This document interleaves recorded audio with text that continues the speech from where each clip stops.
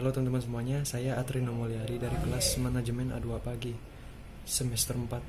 Pada kesempatan kali ini saya akan membahas mengenai strategi pemasaran internasional.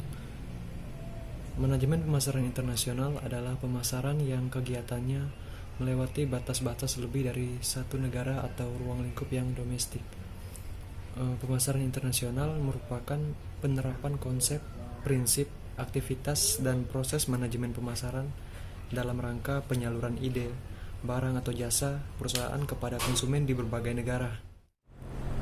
Sebagai contoh, PT Indofood yang produk Indomie-nya sudah memasuki pasar internasional, yakni negara-negara seperti Belanda, Singapura, Australia, dan Malaysia. Nah, poin selanjutnya, alasan sebuah perusahaan harus menjalankan manajemen pemasaran internasional adalah karena kekuatan yang dimiliki oleh perusahaan tersebut sudah melampaui kebutuhan akan konsumen produk atau jasa di wilayah domestik perusahaan, sehingga perusahaan dapat memperlebar sayapnya dengan terjun ke pasar yang lebih luas, yakni pasar internasional, sehingga perusahaan dapat memiliki strategi pasar yang lebih luas dari biasanya. Contoh lain yaitu brand telepon genggam seperti Nokia menggunakan manajemen pemasaran internasional karena kekuatan perusahaannya sudah melampaui jumlah konsumen yang ada di wilayah domestik brand Nokia, yakni Finlandia yang hanya berpenduduk kurang lebih 4 juta jiwa. Di sini ada perusahaan yang menjalankan manajemen pemasaran internasional dibagi menjadi 3 jenis. Yang pertama yaitu perusahaan importir, yang kedua perusahaan eksportir, dan yang ketiga perusahaan multinasional.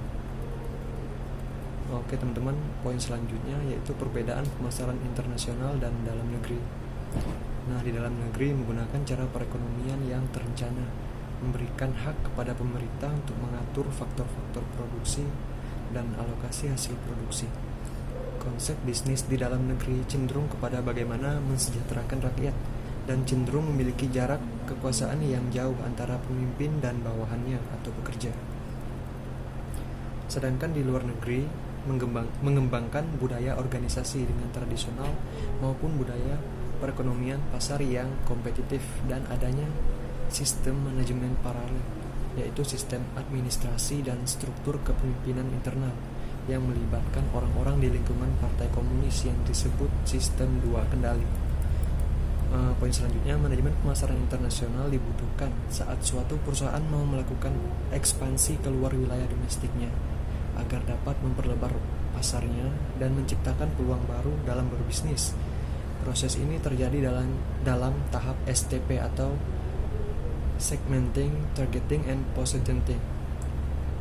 Mungkin sekian pembahasan saya mengenai strategi pemasaran internasional dari tugas manajemen pemasaran 2. Terima kasih.